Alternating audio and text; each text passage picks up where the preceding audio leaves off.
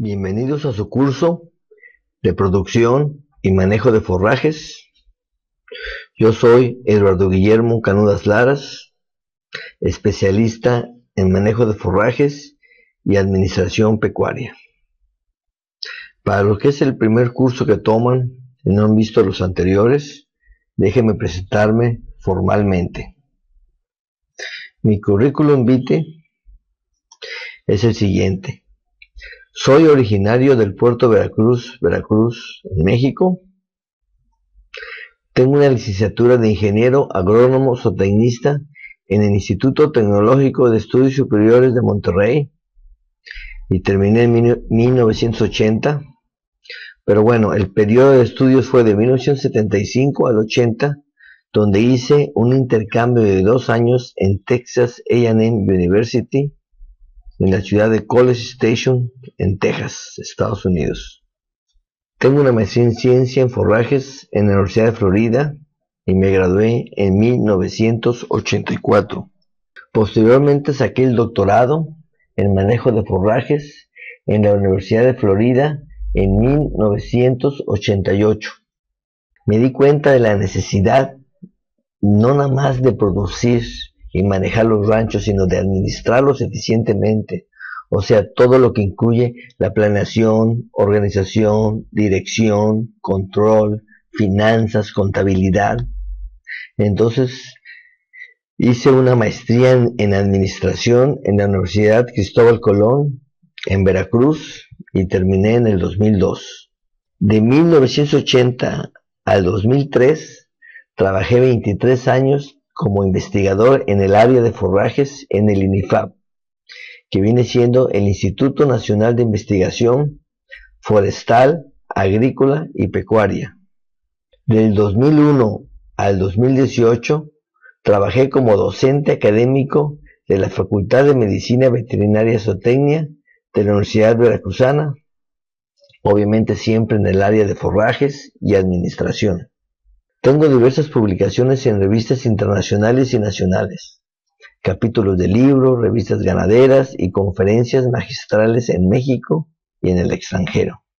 En la actualidad estoy implementando un rancho de 11 hectáreas con un proyecto familiar de vida sostenible, con producción de madera, muebles, leche, queso, maíz, frijol, hortalizas, pollos y gallinas en pastoreo, huevo y más de 30 especies de árboles frutales, para vivir una vida sostenible en una cabaña de madera con hornos y estufas de leña y solares, calentador solar para el agua, fotoceldas para producir electricidad, baños secos, etc.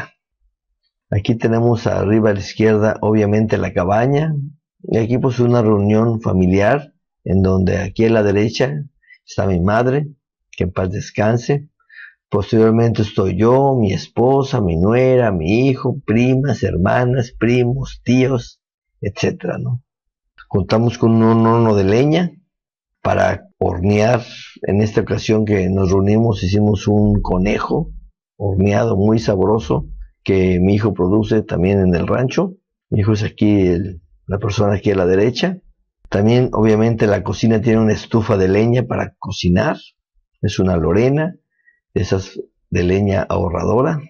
Tenemos baño seco en el rancho. Como verán, hay 2 edificios, uno muy pequeño por donde se va la orina, está conectado a una manguera en donde cae un depósito de orina, para posteriormente la mezclamos con ceniza de fogón, y esta ceniza tiene muchos minerales: fósforo, potasio, calcio, magnesio, azufre, y con el nitrógeno que tiene la orina hacemos un excelente fertilizante para fertilizar las hortalizas y el área de cultivo.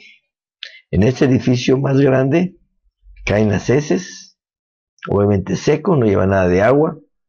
Inclusive tenemos ahí junto una cubeta con aserrín, porque tenemos mucho aserrín en el rancho, ya que tenemos una carpintería. Pero bueno, puede ser tierra seca, puede ser paja seca molida, en fin. La idea es deshidratar las heces que caen a un depósito y están ahí 1 año en descomposición. Posteriormente las movemos de ahí y las dejamos otro año que sigan en descomposición mientras caen las nuevas heces, que posteriormente también las moveremos y las dejaremos un año más en descomposición. Después de 2 años las usamos en las hortalizas. Ya no hay ningún riesgo de ningún patógeno como Sclerotinia o amibas, y es un excelente fertilizante. Tenemos calentador solar. Este realmente es en la casa en Veracruz, pero bueno, en el rancho también vamos a tener. Las hortalizas es un área, la meta es tener unas 10 a 15 camas de 10 metros cuadrados cada una, en donde se prepara muy bien la tierra con una tecnología que se llama de doble excavación, y obviamente se le pone composta, las heces humanas, hacemos bokashi, que es un fertilizante orgánico muy bueno. Búsquenlo en internet, hay mucha información, y en fin, la idea es producir los alimentos de manera inocua, sin ningún contaminante. Aquí es un ejemplo de biofertilizantes. Este es súper magro, consta de heces de ganado, agua, melaza, un poco de leche, levadura de pan y los minerales que el suelo requiera, como boro, zinc, manganeso, en fin. Obviamente hay que hacer un análisis de suelo, que lo vamos a ver en el capítulo de suelo y fertilizantes. Tenemos gallinas en pastoreo, pollos en engorda, gallinas que ponen huevos. La idea es comer sanamente y además producir nuestro alimento para no gastar en la comida. Tenemos estufa solar y horno solar, donde no podemos cocinar los frijoles o cualquier sopa. Ya los vamos a hornear inclusive hasta pasteles. Llega a calentar 140 grados. También se pueden hacer frijoles ahí, sin ningún costo energético fósil. Un deshidratador que no llega a más de 60 grados, en donde podemos deshidratar, por ejemplo, la fruta, que en la temporada de mangos hay mucho mango, entonces podemos hacer rebanadas de mango, las deshidratamos para poderlas guardar y utilizar durante todo el año, hacer como postre o hacer agua de sabor, en fin. Cabañas en los árboles también tenemos, ahí sí no hay nada de concreto, todo es de madera, está agarrado de 2 árboles y ahí sí está sostenida la cabaña para vivir una vida, repito, sostenible. Y bueno, etcétera y etcétera. Hay más ecotecnologías que podríamos describir, como pues la que muchos alumnos y amigos que me conocen saben. Yo me voy a la universidad en bicicleta. Es una bicicleta adaptada con un motorcito eléctrico que de una manera muy fácil y económicamente lo cargo. Lo puedo cargar con una celda solar. Si me canso puedo dejar de pedalear un ratito y seguir adelante. Es un muy buen sistema de transporte. Son 6 kilómetros y hago entre 15 y 20 minutos para llegar. Y llego mucho menos estresado que cuando voy en coche con tanto tráfico y semáforos. Obviamente voy por calles que no son muy traficadas para evitar el peligro, ¿no? Bueno, vamos a entrar al tema del curso. El capítulo 1 que ya vimos anteriormente fue el sistema de pastoreo, suelo, planta, animal y dinero. Capítulo 2 es la planta forrajera, que es lo que estamos viendo en este momento. Estamos en el capítulo 2. Y posteriormente iremos viendo suelo y su fertilidad, el animal, producción y utilización de la pradera, producción animal en pastoreo, como último tema. Bueno, empecemos. El capítulo 2 consiste en la planta forrajera. Tenemos que empezar diciendo que la principal función de las plantas forrajeras, como de cualquier otra planta, es atrapar la luz solar con las hojas, como una fotocelda de las hojas, para asegurar el suministro de energía para su crecimiento. Y 2, absorber los nutrimentos del suelo. Esa sería la principal función de la planta forrajera o prácticamente de cualquier planta. La estructura de la planta se adapta a estos fines, ya que el ángulo de las hojas capta más energía solar por la inclinación que tienen, así como la estrategia que adoptan para sobrevivir a la defoliación de los animales en pastoreo. Tenemos aquí una pradera de gramíneas, de pasto, zacate elefante, pero también puede ser guinea, estrella, pangola, las braquiarias, en fin. Y un área de cacahuate forrajero, que es una leguminosa, también es una planta forrajera para que el animal la consume. Es más nutritiva que las gramíneas tropicales y tener mayor y mejores producción de leche o de carne. Bueno, vamos a estudiar las partes de la planta. ¿De qué consiste o de qué está compuesta la planta? Principalmente son tres partes: la raíz, el tallo y las hojas. Ahora, hay que diferenciar entre gramíneas y leguminosas porque son diferentes anatómica y morfológicamente estas plantas. Entonces tenemos que las gramíneas tienen una raíz fibrosa, o sea, son muchas raízuelas, y las leguminosas tienen una raíz pivotante, de donde también salen raíces secundarias. Más adelante va a haber algunos dibujos. El tallo puede ser de tres tipos. Puede ser aéreo, que es el común tallo aéreo en el terreno, como digamos maíz, caña de azúcar o cualquier paso. Ese tallo puede estar prostrado sobre el suelo y entonces se le denomina estolón, o el tallo puede estar abajo del suelo y se denomina rizoma. Entonces son tres formas de tallos: aéreo, estolón y rizomas. En el tallo se almacenan muchas reservas de energía y proteína para el crecimiento de las plantas.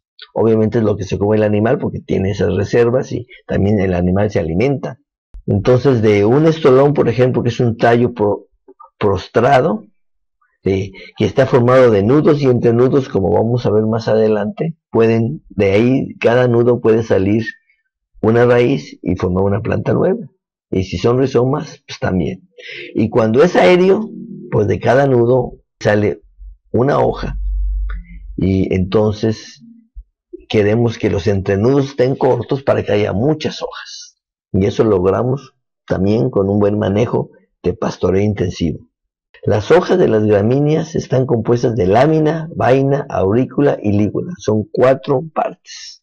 En cambio, el de las leguminosas está compuesta de peciolo y generalmente son trifoliadas. Entonces aquí tenemos el peciolo, que es esta parte, y estos son 3 foliolos, por eso se llama trifoliada. Generalmente pensamos en una hoja como esta, pero no, esta es una parte de la hoja. La hoja tiene 3 foliolos en caso de las leguminosas, y algunas son multifoliadas, o sea, tienen decenas de foliolos, como es el caso de las mimosas, que más adelante también vamos a ver. Hay muchas plantas que tienen, la hoja está compuesta de un foliolo, pero en este caso 3, con algunas excepciones como acabamos de ver la foto anterior, el cacahuate forrajero, Arachis pintoi o Arachis glabrata, y en ese caso son 4 foliolos, pero son de las excepciones. Como pueden ver, aquí está el nudo, y este es el nudo, entrenudo, otro nudo, entrenudo, y eso forma el tallo.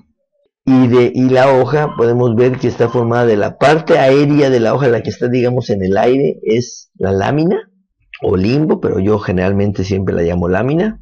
Y tiene la lígula, que viene siendo como un sello. Ahorita vamos a ver fotos más de cerca y se va a ver mejor.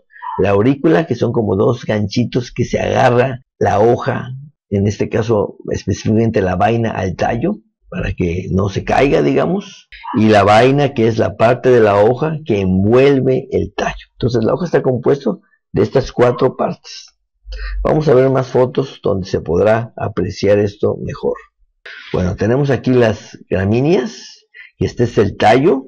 Tenemos aquí la lámina, la aurícula, la vaina, que es la parte que mueve el tallo, y la lígula. Podemos ver muy claramente en esta foto la lígula, como es una laminita, es como un sello que se pone bien pegado al tallo para evitar que entre humedad o tierra entre la vaina y el tallo y evitar hongos y alguna infección en la planta, ¿no? Entonces viene siendo como un sellito. Aquí, si llegara a llover, pues el agua sale por aquí afuera y cae afuera de la planta. Las aurículas son como 2 ganchos que agarran. Muy fácilmente, si jalamos la lámina, podemos desprender la vaina del tallo, ¿no? Y aquí también podemos ver la lígula, cómo se está bien pegadita al tallo para evitar que pase humedad dentro de la vaina. Vemos más fotos, estos son unos diagramas, donde otra vez vemos el tallo, nudos y entrenudos. De cada nudo sale una hoja. Si el tallo fuera postrado, se denomina estolón, y de ahí podrían salir raíces de cada nudo, o rizomas si está abajo de la tierra, como podemos ver en la foto, y entonces de cada nudo salen también raíces. La raíz es fibrosa o fasciculada, pero pues yo le llamo más fibrosa. Vean que es como una fibra, toda la cantidad de raíces primarias, secundarias, terciarias que tiene los gramíneas, los pastos. Aquí vemos la vaina otra vez, que envuelve al tallo que está aquí.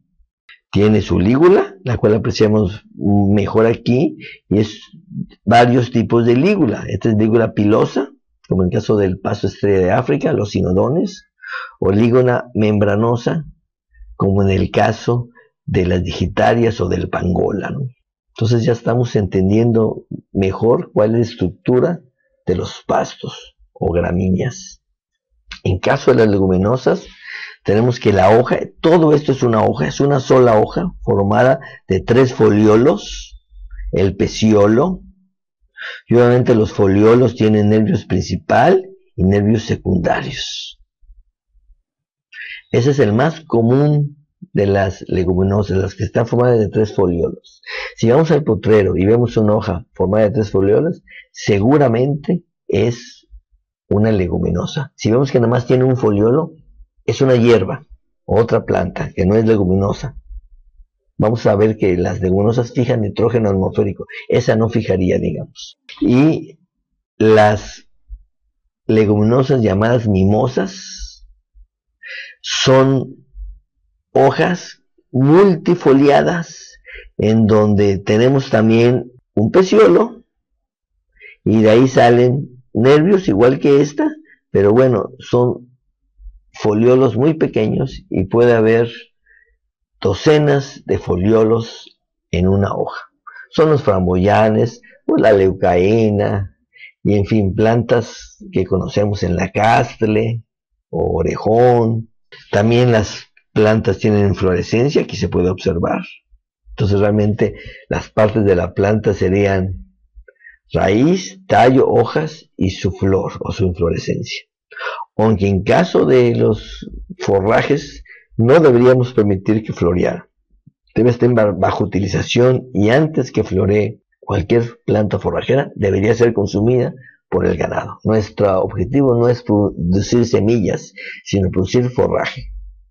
Aquí vemos en pastoreo a este ganado que tiene una gramínea aquí en el piso, y hay surcos de leucaena, que es una leguminosa nativa de México y muy buena calidad, muy productiva, fija mucho nitrógeno. En áreas compactas puede fijar hasta 500 kilos de nitrógeno por hectárea por año. Entonces es una buena combinación de una planta forrajera que produce mucho follaje y de una leguminosa que es de muy buena calidad y fija nitrógeno. Volvamos a observar la raíz pivotante. Este es un pivote, y de ella salen raíces secundarias y terciarias o raíces axiales. Hemos hablado del nitrógeno. ¿Quién sabe qué cantidad de nitrógeno tiene el aire? Sí, el aire que respiramos. Mucha gente no lo sabe, y pues es lo que respiramos.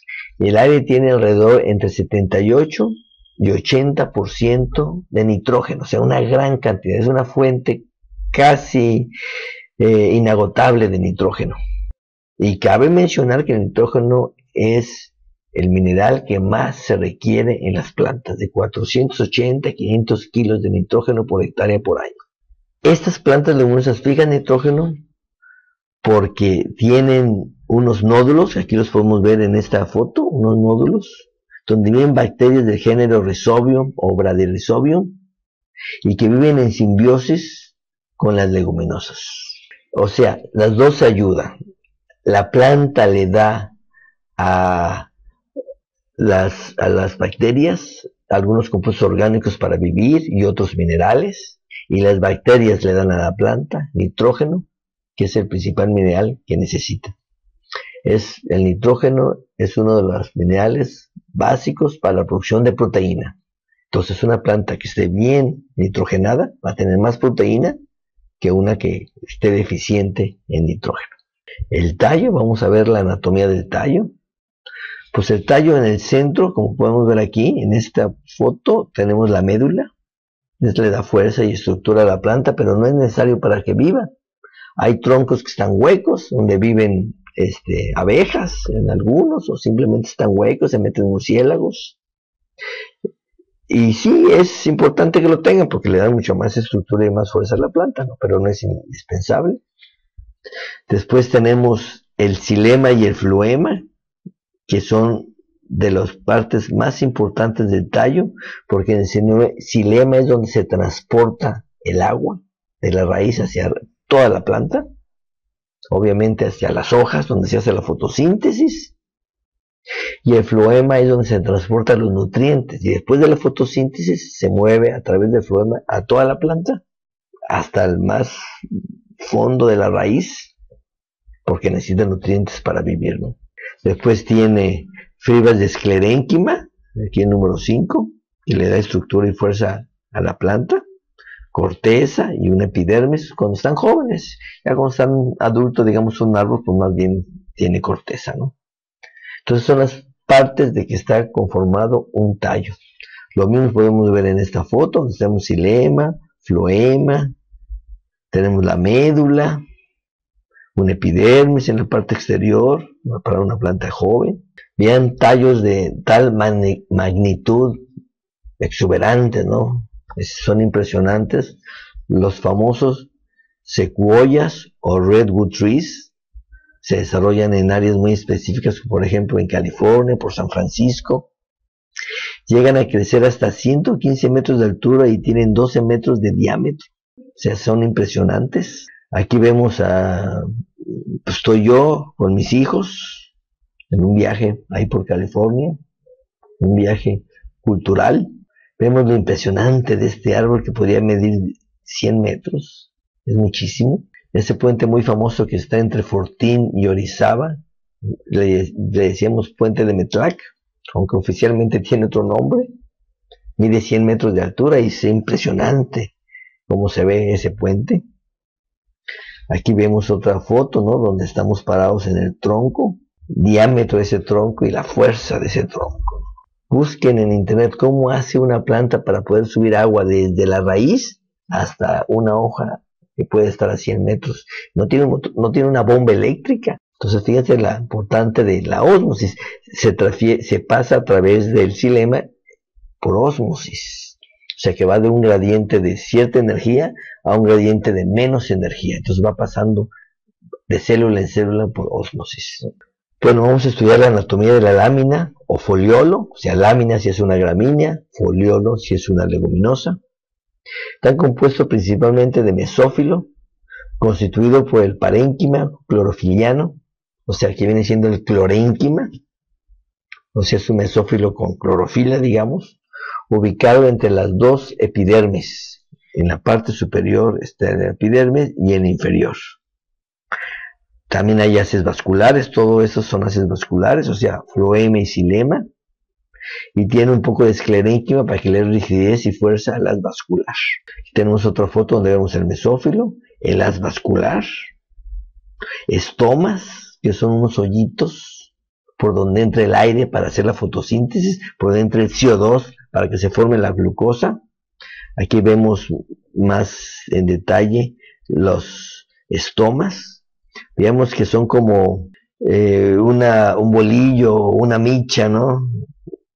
Y cómo se abren, es muy interesante, ¿no? Bueno, se abren igual por ósmosis, o sea, el agua entra a esta parte del estoma y también entra a la otra parte, como tienen las paredes, ¿no?, del mismo gruesor, entonces al inflarse se ponen curvas, se hace un pequeño hoyo y por ahí entra el aire.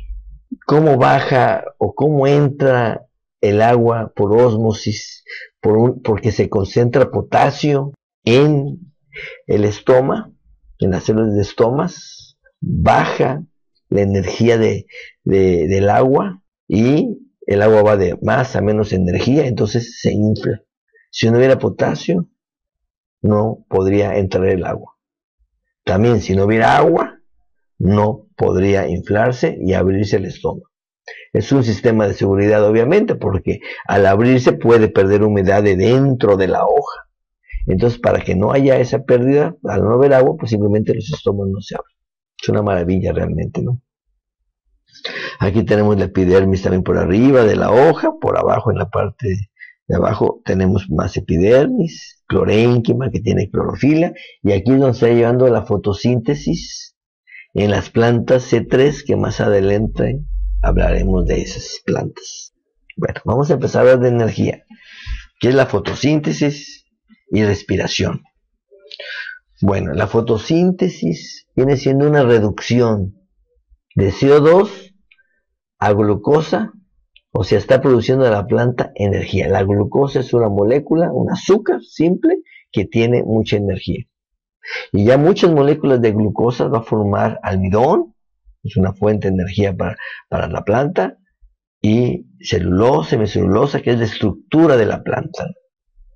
La respiración vendría siendo lo contrario de fotosíntesis. Es una oxidación de glucosa a CO2.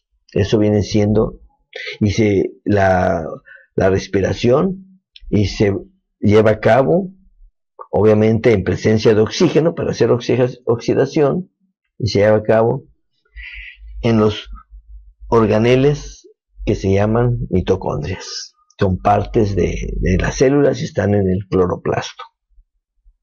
Entonces las plantas en sí hacen fotosíntesis y los animales en general hacen respiración. O sea, lo que producen las plantas, de ahí sacamos nuestra energía. Y la planta produce glucosa con la energía del sol. Entonces es lo que... Bien, cabe mencionar que también las plantas respiran en la noche porque pues, no hay energía solar y pues necesitan vivir, entonces producen un poquito de CO2 y un poquito de energía a través de la glucosa que utiliza, ¿no? El crecimiento y desarrollo vegetal se realiza con un proceso en donde se utiliza como única fuente de energía el sol, por lo tanto la producción de forraje es sostenible. Se convierte el dióxido de carbono, como ya mencioné, o sea el CO2, en unión al agua, a carbohidratos o azúcares simples, como la glucosa, que es C6H12O6, y oxígeno, O2. Entonces, ¿qué viene siendo un carbohidrato? Pues vean, carbono con H2O, carbono con agua, carbohidrato. Y el oxígeno que sobró, aquí del CO2, se va a la atmósfera y eso que nosotros utilizamos para respirar. Fíjate qué conveniente, o sea, sin plantas no podríamos vivir porque nos producen la energía y el alimento y además nos dan el oxígeno para respirar. Claro, atrás de las plantas tiene que haber un buen suelo, por eso lo debemos de cuidar y de no matar. Y si queremos comer carne, pues necesitamos tener un buen animal que se coma la planta para que produzca carne. Toda la energía del animal proviene del pasto y la del pasto proviene del sol. Así que interesante, ¿no? El tejido de la planta está constituido mayormente de carbohidratos complejos, o sea, muchos azúcares simples, muchas glucosas producen celulosa o hemicelulosa o almidón. Estos dos primeros vienen siendo carbohidratos estructurales, este no. Son muy similares, los tres están formados de uniones de muchas moléculas de glucosa, pero las uniones son diferentes. Por ejemplo, en caso del almidón, está formado con enlaces que se llaman alfa 1,4, o sea, carbono, el carbono 1 de una molécula de glucosa se une con el carbono 4 de la otra molécula de glucosa en un enlace alfa. Como nosotros tenemos la enzima amilasa, nosotros podemos romper ese enlace y utilizar ese azúcar como fuente de energía. La celulosa viene siendo algo muy similar, pero los enlaces son diferentes. En lugar que sea un enlace alfa, es un enlace beta. O sea, podríamos decir que es como una glucosa en un sentido y la otra en el otro sentido, y la que sigue en otro sentido, y así. Entonces nosotros no tenemos la enzima celulasa, y esa celulosa no la podemos digerir. Y tampoco las vacas la pueden digerir, a pesar que ellas comen forrajes, sino más bien lo que le digieren, y lo veremos cuando veamos el rumen, en la parte animal, las bacterias celulolíticas que rompen esos enlaces, se multiplican y el animal realmente se está alimentando de proteína microbiana. El 90% del tejido de la planta proviene del sol a través del aire y el agua. El otro 10% son minerales que obtienen del suelo. Como anécdota, una vez mi madre me pidió que ayudara a cortar el jardín. Entonces empezamos a cortar el jardín, salió mucho follaje, ¿no? Y ella se asomó y dice, ¿de dónde sale tanta basura? Parece como que saliera del aire. Pues yo le dije, bien, en primer lugar, no es basura. La naturaleza no produce basura. Es forraje y puede ser alimento para el ganado. Y efectivamente, sí proviene del aire, porque del aire con agua es de donde se formó toda esa materia orgánica, ¿no? Todas esas cadenas de celulosa y hemicelulosa. En consecuencia, la fotosíntesis es la reacción más importante que hay para los seres autótrofos y heterótrofos. Los seres autótrofos son los que se alimentan por sí mismos, no necesitan fuentes externas de alimentación. Y los heterótrofos son los que no se pueden alimentarse por sí mismos y necesitan a las plantas para alimentarse. Entonces, tenemos la fotosíntesis aquí en esta planta, es una planta de Taiwán, donde el CO2 y el agua, y con la energía solar, produce glucosa, azúcares, cadenas de azúcar son almidones, celulosa, hemicelulosa, y como su producto, oxígeno, que necesitamos para respirar. Esta energía solar o se utiliza a través de la planta o se desperdicia. Fíjense nada más esta situación tan drástica. Más vale utilizarla, teniendo nuestros campos bien sembrados y bien manejados, y producir mucha biomasa. La biomasa viene siendo toda la parte está viva de la planta, claro, es la biomasa aérea y también hay biomasa abajo del suelo, que son las raíces. También se producen por la energía solar y el CO2 y el agua. Para que la fotosíntesis sea sostenible, requerimos del animal, en caso de los pastos. El animal se los come, obviamente excreta las heces que están en más del 80, 90 y en algunos casos hasta el 100% de los minerales que se comió el animal. Eso lo vamos a ver también más adelante. Y gracias a los escarabajos, aquí ven cómo están haciendo unas pelotas con esas heces, ahí ponen sus larvas, lo entierran y con los microorganismos del suelo, las bacterias, los hongos, los actinomicetes, que también vamos a ver en el capítulo de suelo, se descompone esa materia orgánica a humus y eso sirve para alimentar a las larvas de los escarabajos y a la planta. Entonces es una maravilla, ¿no? Y además fíjense, aquí está un escarabajo, el tremendo hoyo que hace, ¿no? Ahí cabe un dedo, digamos, mide 1 centímetro de diámetro cuando menos. Ese hoyo está aireando el suelo para que le entre aire, porque los animales y las plantas del suelo necesitan aire para respirar, ¿no? Son animales aeróbicos. Entonces es una combinación perfecta. Y si ese queda bien distribuida en todo el terreno, pues va a haber hoyitos por todos lados y va a haber nutrientes por todos lados. Pero eso nada más se logra con un manejo intensivo del pastoreo, que quede bien distribuida las heces, que es de lo que se va a tratar este curso, para no depender de los fertilizantes químicos que dañan al suelo, contaminan el agua y matan a los escarabajos y lombrices y bacterias, hongos. Entonces el suelo está muerto y además de que tenemos que gastar mucho dinero en fertilizante, dañamos al medio ambiente. Finalmente esas excretas terminan fertilizando el terreno y donde ahí está el nitrógeno, fósforo, potasio, calcio, magnesio, azufre como los macronutrientes primarios, que son estos 3 primeros, y los secundarios, y 7 micronutrientes o más que regresan a través de las heces. Entonces es una maravilla, ¿no? Un ciclo, ¿no? El animal lo come, lo excreta, lo regresa, lo come, lo excreta, lo regresa, y así sí es sostenible.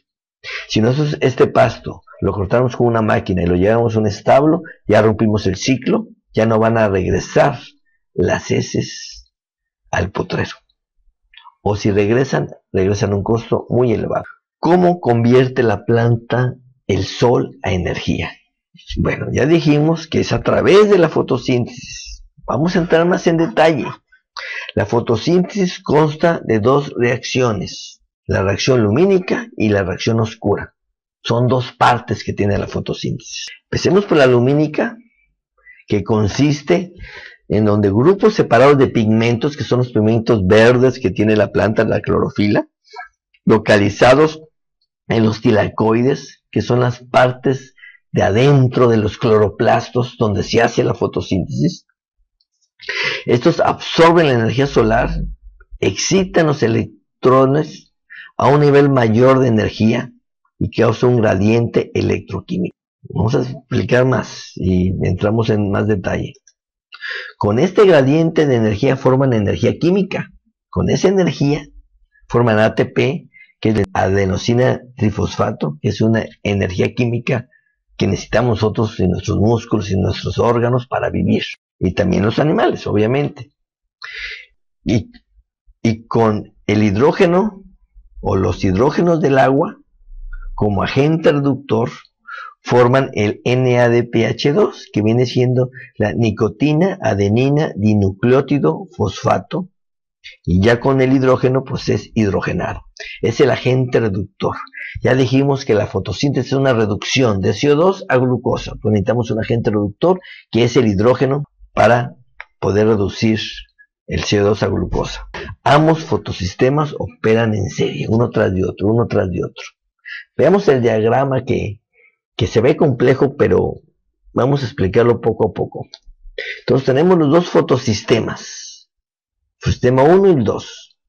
Si empezamos por el 2, excita el electrodo, sube a un nivel de mayor gradiente de energía y cae. Y es como una cascada del agua, digamos. Esa energía se libera. Con una cascada del agua podríamos producir electricidad con unas turbinas, ¿no? Mover una turbina para producir electricidad. Bueno, aquí no hay turbina, pero aquí es donde entra el adenosina difosfato más un fósforo que obviamente lo obtienen del suelo. Es uno de los por qué se necesita tener fósforo en el suelo, y forma un ATP, que es la molécula con alto contenido de energía. Ese electrodo otra vez se vuelve a excitar en el fotosistema 1, sube otra vez gradiente de energía. Por un lado, agarra otra molécula ADP y forma más adenosina trifosfato, energía química. Y por el otro lado, la molécula de NADP, o sea, nicotina, adenina, dinucleótido, fosfato, agarra o fija el hidrógeno, el H2 del agua, y forma un agente reductor, porque ese hidrógeno se va a necesitar para poder producir glucosas. ¿Ese hidrógeno dónde salió? Pues de la fotólisis del agua. Entonces tenemos el agua, y dentro de la planta el agua se divide. Por un lado el oxígeno, que como no podemos escribir O, porque no existe la molécula de O solita, sino es O2, ponemos medio oxígeno, o sea, es una molécula de oxígeno, más los dos hidrógenos del agua. El oxígeno se va a la atmósfera y es lo que usamos para respirar. O sea, el oxígeno del aire viene saliendo del agua. Fíjate qué maravilla, a través de las plantas. Y el hidrógeno se va a la molécula de NADP para conservarse como un agente reductor y podamos reducir el CO2 a glucosa. Muy interesante, ¿no? A continuación veamos la otra reacción de fotosíntesis, que viene siendo la reacción oscura. Esta reacción, aquí es donde se requieren las dos sustancias producidas en la reacción lumínica, que son el ATP y el NADPH2, como fuente de energía y como agente reductor, para reducir el dióxido de carbono a glucosa. Veamos cómo aquí está el dióxido de carbono, CO2, y aquí está la glucosa. ¿Por qué es una reducción? Es una reducción porque veamos que aquí tiene dos oxígenos por cada carbono. Es una molécula que está oxidada. Y aquí vemos que tiene por cada carbón un oxígeno. O sea, son C6, 6 carbonos y 6 oxígenos. Por cada carbono hay un oxígeno. Es una molécula reducida que posteriormente los humanos o la misma planta en la noche la podrá oxidar, ahora sí con la ayuda de oxígeno. Por eso el suelo tiene que estar aireado, o por eso en la mitocondria hay oxígeno, que son en las células animales donde se oxida la glucosa y se produce ¿qué? ATP. El ATP que utilizo aquí para hacerse, pues lo produce los animales en la mitocondria y el agente reductor, que en este caso viene siendo en el ciclo de Krebs el agua metabólica. Muy interesante, ¿no? Entonces, la oxidación viene siendo esta flecha al revés, hacia la izquierda, de glucosa a CO2. Y la reducción viene siendo tal como está aquí, de CO2 a glucosa. Muy bien. Sin embargo, aunque es independiente de la luz solar, en la mayoría de las plantas ocurre durante el día. Se llama radiación oscura porque podría pasar en la noche, no requiere energía solar, pero pasa durante el día en la mayoría de las plantas, a excepción de las plantas CAM, que más adelante vamos a ver, que son casi todas las plantas con hojas carnosas y que se desarrollan en lugares muy secos, muy áridos.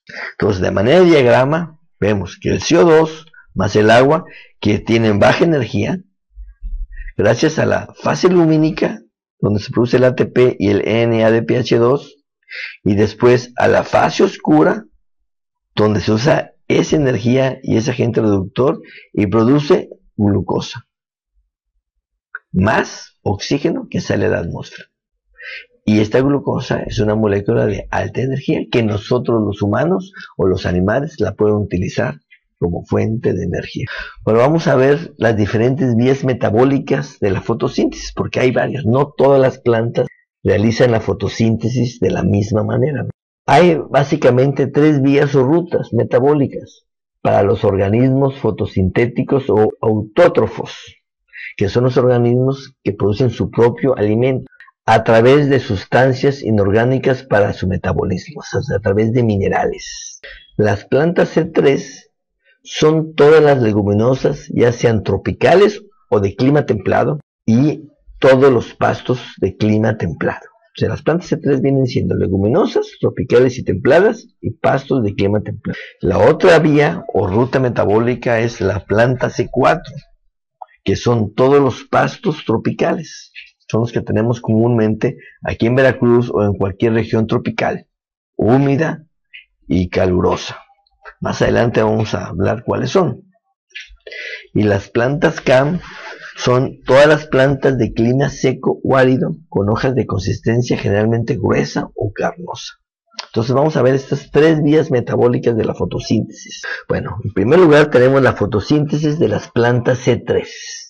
¿Cómo se lleva a cabo? De una manera muy simple, porque obviamente son muchas reacciones las que pasan. Primeramente tiene que entrar el aire por los estomas adentro de la lámina de un pasto de clima templado o del foliolo de una leguminosa o de planta de hoja ancha. Entonces entra el aire, entonces la ribolosa de fosfato se une con el CO2. Antes de esto vamos a volver a mencionar que de qué está compuesto el aire. Pues aquí vemos nitrógeno, oxígeno, CO2 y otros gases. Pero bueno, el 78 al 79% es nitrógeno, casi el 80%. Y pues un 20% de oxígeno, prácticamente casi hacen el 100%. Pero bueno, queda un pequeño porcentaje de CO2 y de otros gases. El gas de CO2 compone el aire en 0.03% a 0.04%. Si lo pasamos a partes por millón, como es más fácil expresarlo cuando son cantidades tan pequeñas, 0.03% viene siendo equivalente a 300 partes por millón. Entonces el CO2 está entre 300 a 380, casi 400 partes por millón. Muy bien. Bueno, entonces, ¿por qué se llamará planta C3? Porque el primer producto estable del T-ciclo es el 3-PGA. Y aquí vemos que 3-PGA es una molécula de 3 carbonos. por eso se llama planta C3. Sin embargo, algo no concuerden, miren, porque la ribulosa difosfato, aquí la tenemos, es una molécula de 5 carbonos, más un carbón que tiene el CO2, forman 6 carbonos. Entonces, ¿por qué se produce una molécula de 3? Pues realmente lo que está pasando es que se producen 2 moléculas de 3 carbonos. Ahí están los 6 carbonos. Entonces la ribulosa de fosfato más el CO2 producen 2 moléculas de 3 PGA, que cada una tiene 3 carbonos. Estas moléculas entran al ciclo de Calvin. Es el nombre del investigador que descifró este ciclo. Y en este ciclo es muy complejo. Hay decenas de reacciones complejas, pero finalmente produce glucosa. O sea, estos 6 carbonos de 2,3 PGA se convierten en glucosa, en moléculas de 6 carbonos. Y más adelante estas glucosas se unirán dentro de la planta y producirán almidón, que es un carbohidrato, mucha energía, que podemos utilizar los humanos y también los animales, y celulosa, hemicelulosa, proteína, como vemos aquí, y obviamente lípidos y vitaminas y demás compuestos. Muy bien. Entonces, la fotosíntesis de la planta C3 se lleva a cabo en el mesófilo, dentro del mesófilo, y esta es como, de una manera muy simple, se producen los azúcares. Pero veamos un detalle muy importante en caso de las plantas C3. Las plantas C3 se puede confundir la ribulosa difosfato con un oxígeno, y el oxígeno no tiene carbono. Además hay mucho más oxígeno en el mesófilo, porque en el aire hay más oxígeno que el CO2. Entonces, ¿qué pasaría? Ya no podría formar 2 moléculas de 3 carbonos. Vamos a explicar eso dibujando una molécula que obviamente es una enzima, y normalmente se dibujan así las enzimas, o como una llavecita de ribulosa difosfato. Como se debería unir, sería una molécula de un carbono unida con 2 oxígenos. Y va a formar 2 moléculas de 3 PGA, ácido fosfoglicérico. Eso es lo que queríamos. Pero esta molécula no es tan específica. Se confunde con el oxígeno. Entonces, a ver, dibujamos otra enzima, otra ribulosa difosfato, y simplemente ponemos los oxígenos que son parecidos. Entonces ya no puede formar 2 moléculas de 3 PGA, sino nada más una molécula de 3 PGA y una molécula de A. Esta molécula tiene 3 carbonos y esta tiene 2 carbonos. Ahí están los 5 carbonos de la ribulosa difosfato. Ok, ya es una ineficiencia de la planta, ¿no? Entonces dijimos que se va a formar una molécula de 3 PGA y una molécula de ácido glicólico o glicolato en su forma ionizada. ¿Qué va a pasar? ¿Qué va a seguir?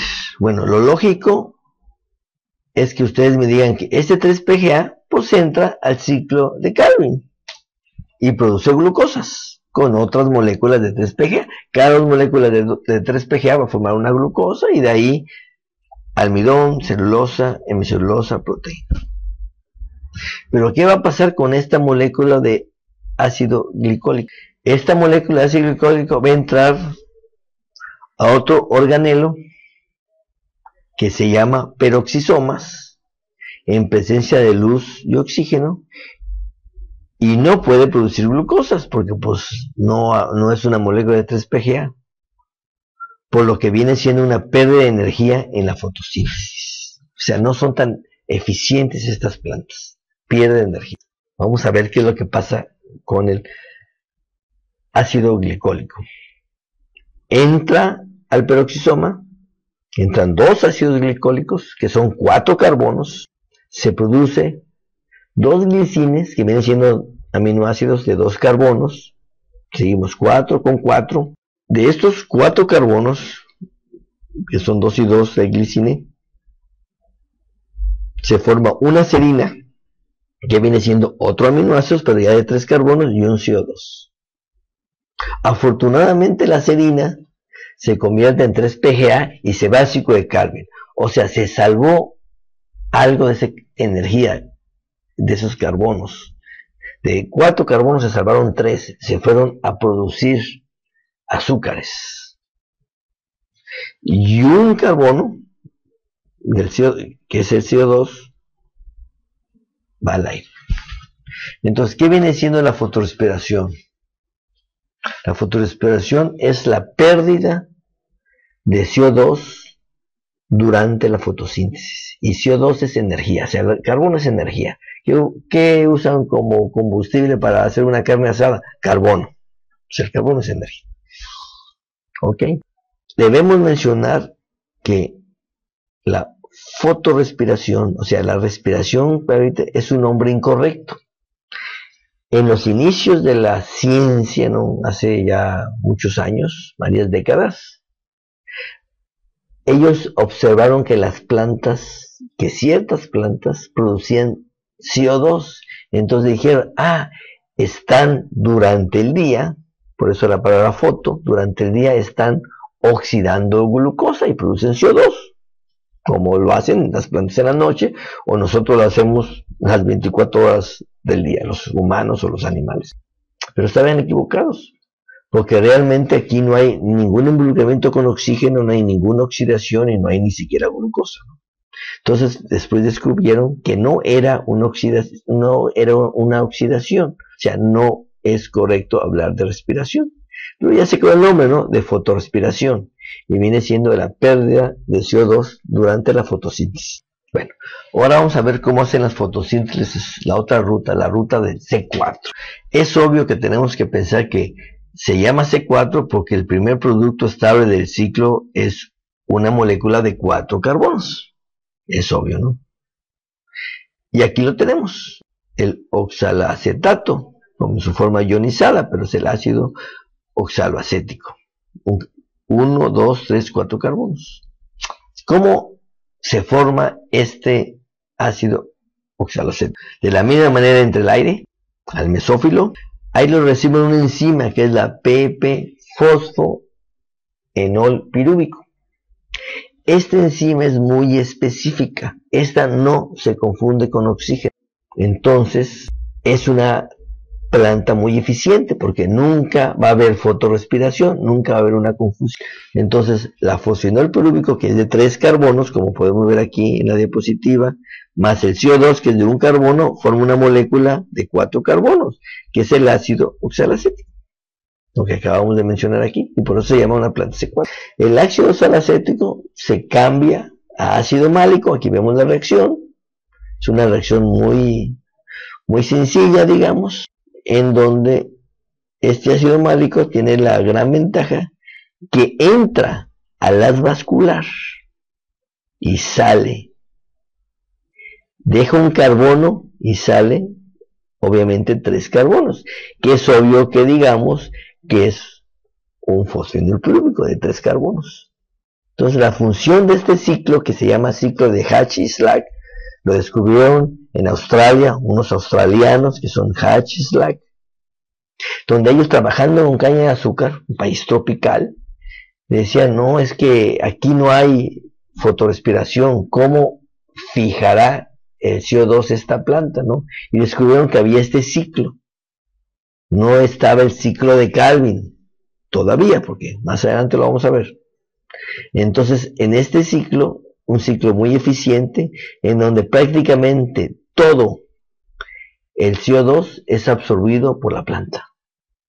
En el caso de la C3 no. En el caso de la C3 siempre hay algo de CO2 en el aire, porque están sacando CO2 al aire, están fotorrespirando, están perdiendo CO2 durante la fotosíntesis. Entre los primeros experimentos que hice en la licenciatura, fue los 2 años que estuve en la Universidad de Texas A&M, en College Station, nos podían medir la cantidad de CO2 del aire en los laboratorios de fisiología vegetal. Poníamos en una campana de cristal, imagínense algo sellado donde no entra nada de aire, una planta de C3 y en otra una planta de C4.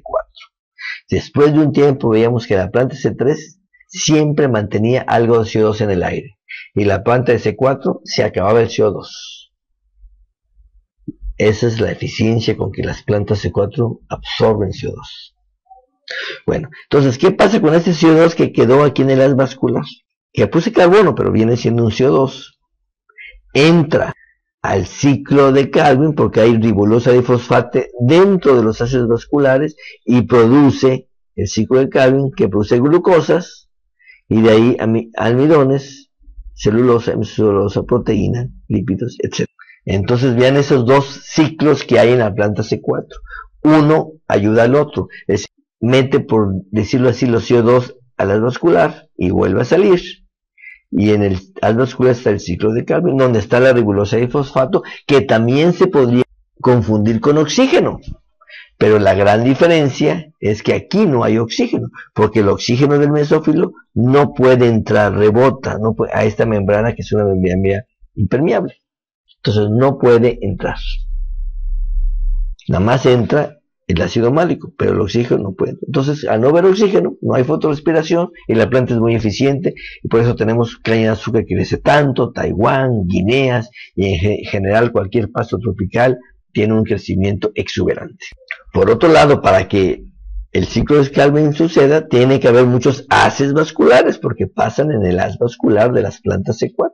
Entonces es una planta que tiene muchos haces vasculares y los haces vasculares tienen carbohidratos estructurales que le dan rigidez y es una planta más fibrosa, de menos digestibilidad que las plantas C3. Entonces son de menor calidad, pero crecen mucho.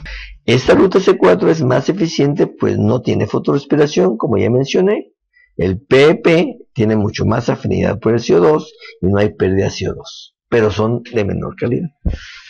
Este es el ciclo o la ruta de las plantas C4. Tiene los dos ciclos. Si yo les llegara a preguntar a ustedes, ¿qué plantas tienen el ciclo de Calvin? ¿Cuál sería la respuesta? ¿La C3 o la C4?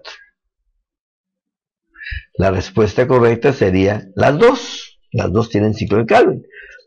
En la C3 sucede en el mesófilo y en la C4 en el haz vascular. Y si les pregunto, ¿qué plantas tienen ciclo de Hatch-Slack? La respuesta correcta es nada más en la C4. Y les pregunto, ¿qué planta tiene fotorrespiración? Nada más la C3. Vamos a ver ejemplos de las plantas C3 y C4. ¿De qué hablamos? Bueno, las plantas C3 son todas las leguminosas, ya sean tropicales, o sea, de clima caliente y húmedo, o templadas, de clima frío. Las plantas tropicales, leguminosas tropicales, vendrían siendo la leucaena, cacahuate forrajero, soya forrajera, kudzu, clitoria, desmodio, frijol. Vamos a ver un montón durante la clase. Y las plantas C3 de clima templado, las leguminosas de clima templado, principalmente vienen siendo los tréboles y alfalfas, principalmente, que son plantas muy buenas, excelentes. Alfalfa le dicen la reina de las leguminosas, en fin, pero no sean en esos climas calientes, nada más sean en climas templados. Bueno, también son C3, son los pastos templados, y los ejemplos clásicos vienen siendo ryegrass, bajico italiano, orchard grass, el pasto kikuyo, que es un penicetum, pero un penicetum clandestinum, no es un penicetum purpureum como el Taiwán, que viene siendo C4. El trigo, la avena, son cereales, pero son gramíneas, son pastos de clima templado. Y la C4 son todos los pastos tropicales, como la estrella, el guinea o privilegio, el Taiwán, el king grass, que es el penicetum, género penicetum, especie purpureum, el pangola, que es una digitaria, el mulato, es una braquiaria, insurgente es otra braquiaria, para otra braquiaria. El maíz y el sorgo son pastos anuales, pero no dejan ser pastos, y obviamente también cereales, donde comemos el cereal de maíz y el sorgo, que más usa para alimentación animal, pero no deja de ser un cereal. Entonces aquí tenemos un panorama de plantas C3 y C4. Bueno, ahora vamos a ver la fotosíntesis de las plantas CAM, que son las únicas que nos faltan. Las plantas CAM son unas plantas muy especiales.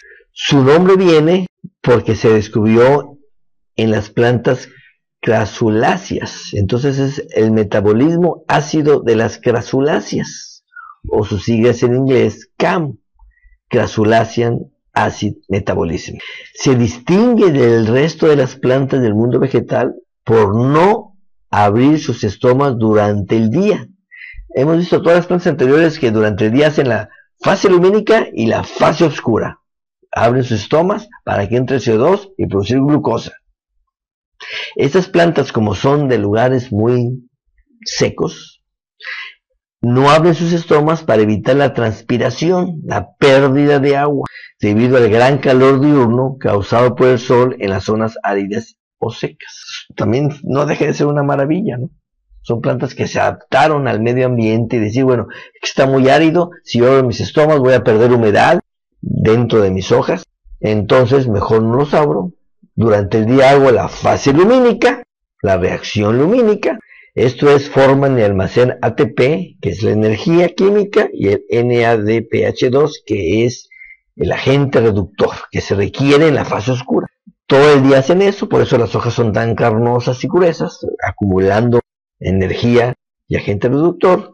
Y durante la noche, que ya son más frescas y húmedas, aún en los desiertos, abren los estomas para fijar el CO2 y forman ácido oxalacético.